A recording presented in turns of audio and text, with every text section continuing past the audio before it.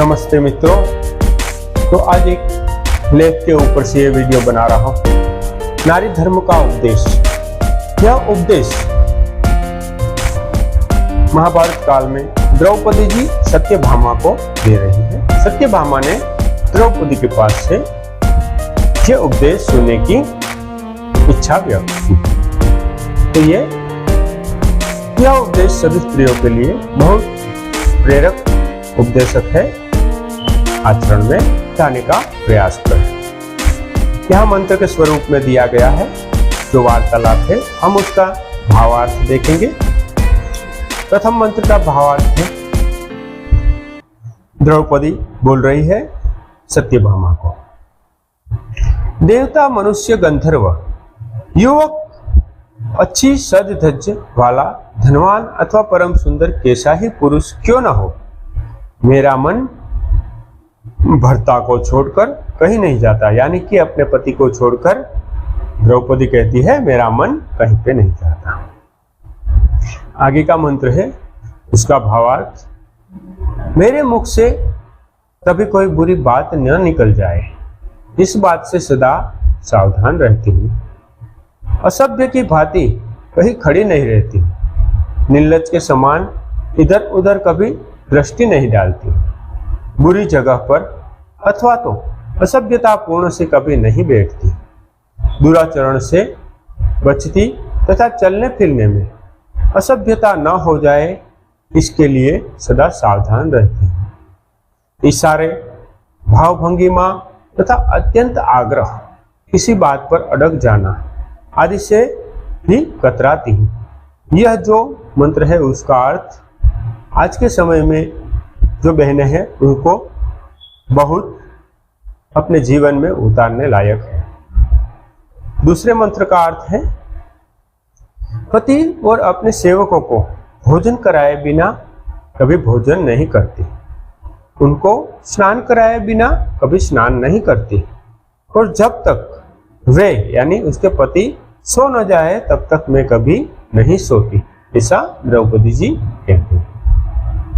अगले मंत्र का भावार्थ है, द्रौपदी जी बोल रही है, अपने बोलचाल या बातचीत में कभी किसी का मैं तिरस्कार नहीं करती, दुष्ट स्त्रियों के संपर्क से सदा बचती हूँ, नित्य अनुकूल वर्ताव करती हूँ और आलस्य को कभी अपने पास फिटकने नहीं देती।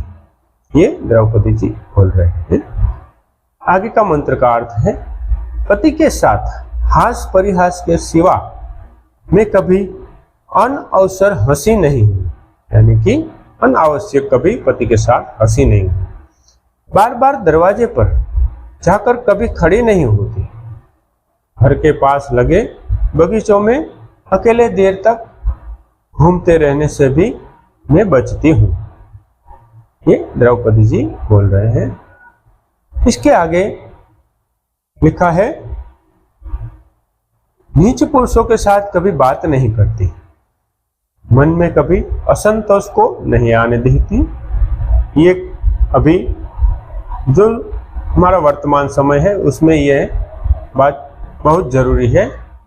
पराये कार्यों की चर्चा से सदा बची रहती हूँ, यानी कि दूसरों की निंदा चाड़ी उसकी बातों में नहीं पड़ना है।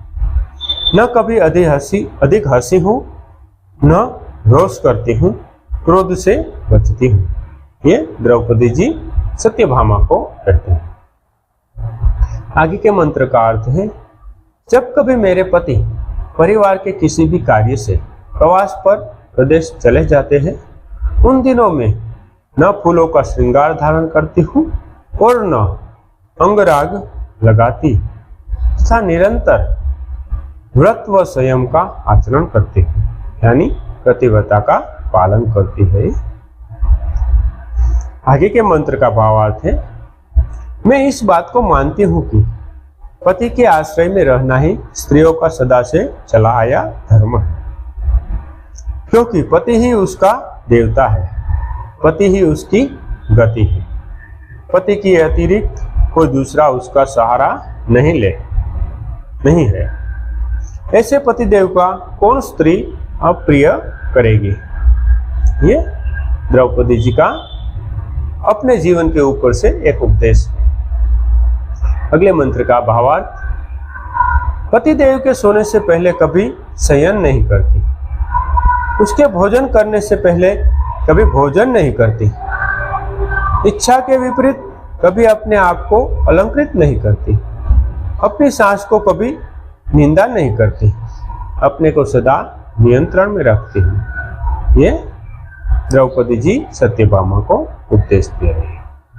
अगले मंत्र का भावार्थ, हे सत्यभामा, प्रतिदिन मैं सबसे पहले जागती हूँ और बाद में सोती हूँ।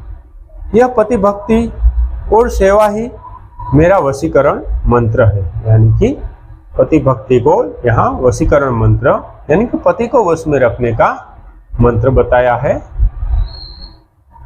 अगले मंत्र का भावार्थ, पति को वश में करने का सबसे महत्वपूर्ण उपाय यही मैं जानती हूँ।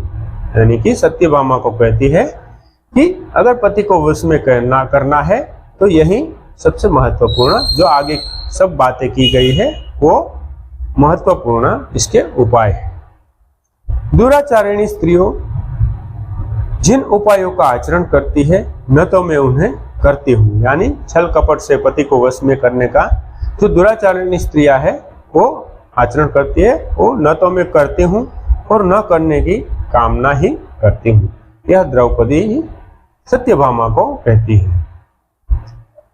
भावार्थ, हे सत्यभामा, देवताओं सहित संपूर्ण लोकों में स्त्रियों के लिए अपने पति के समान कोई अन्य देवता नहीं है। पति की प्रसन्नता से है नारी की संपूर्ण कामना सफल हो सकती है, और यदि पति कुपति हो जाए तो वह नारी की समस्त आशाओं को नष्ट कर सकता है। ये सत्यभामा को द्रौपदी का उपदेश है।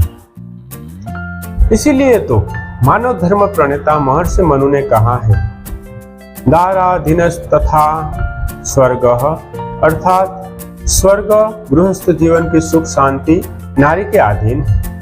अर्थात स्वर्ग नारी के अधीन है।